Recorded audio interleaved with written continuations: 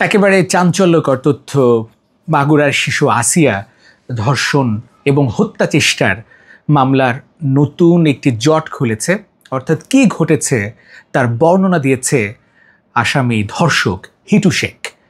তবে তিনি যে বর্ণনা দিয়েছেন তার সঙ্গে বাদী অর্থাৎ মাগুরার শিশু আসিয়ার মা যে মামলা করেছেন এজাহারে যে বর্ণনা রয়েছে তার সঙ্গে অমিল রয়েছে।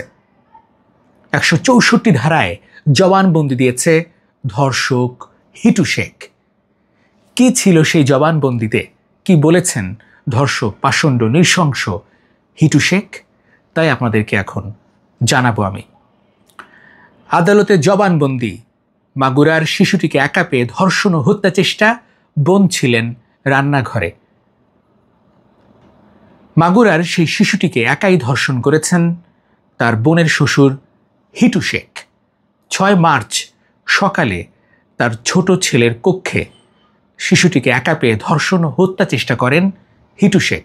তার ছোট ছেলে মানে আসিয়ার বোনের স্বামী সজীব হোসেন শেখ। ধর্ষণের মামলায় দোষ স্বীকার করে আদালতে দেয়া স্বীকারোক্তিমূলক জবানবন্দিতে একথা জানিয়েছেন মাগুরার সেই শিশুটির বোনের শ্বশুর ধর্ষক হিটু শেখ। আদালত সূত্র পুলিশের তদন্ত সংশ্লিষ্ট ব্যক্তিদের সঙ্গে কথা বলে এ তথ্য জানা গেছে। গত শনিবার বিকেলে মাগুরার সিনিয়র জুডিশিয়াল ম্যাজিস্ট্রেট সব্যসাচী রায় ওই আসামের 164 ধারায় জবানবন্দি রেকর্ড করেন।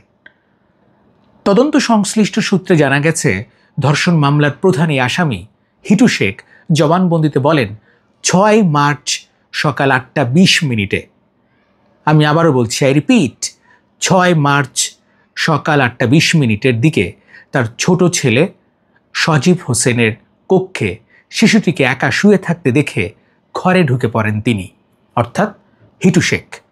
শিশুটি চিৎকার করলে তার গলা চেপে ধরেন, শিশুটি জ্ঞান হারিয়ে ফেলে। এরপর তিনি ধর্ষণের চেষ্টা করেন। এক পর্যায়ে ব্লেড দিয়ে শিশুটিকে ক্ষতবিক্ষত করেন। শিশুটিকে অচেতন ফেলে রেখে মাঠে কাজ করতে চলে যান।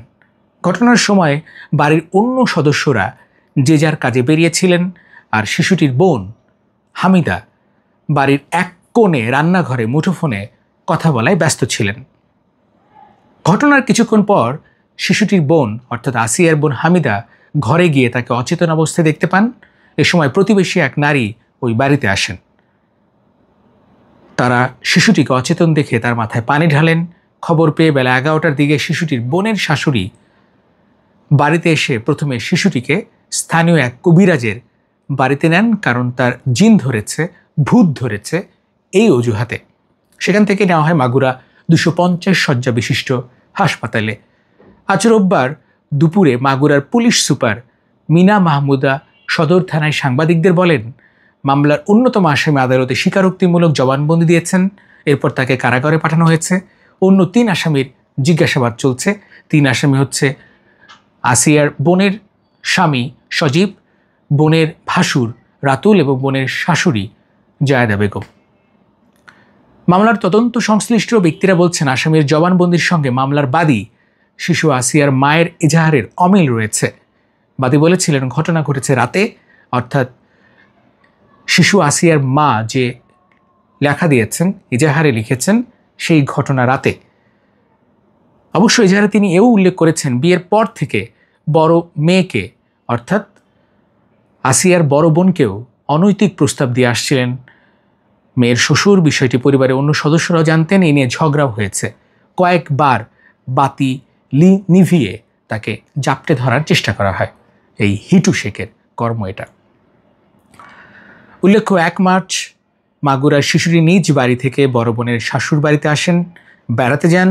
6 মার্চ বেলা 11:30টার দিকে অচেতন অবস্থায় শিশুটিকে মাগুরা 250 শয্যা বিশিষ্ট হাসপাতালে নেওয়া হয়। 13 মার্চ দুপুরে ঢাকার সম্মিলিত সামরিক হাসপাতালে চিকিৎসাধীন অবস্থায় মারা যায় আসিয়া।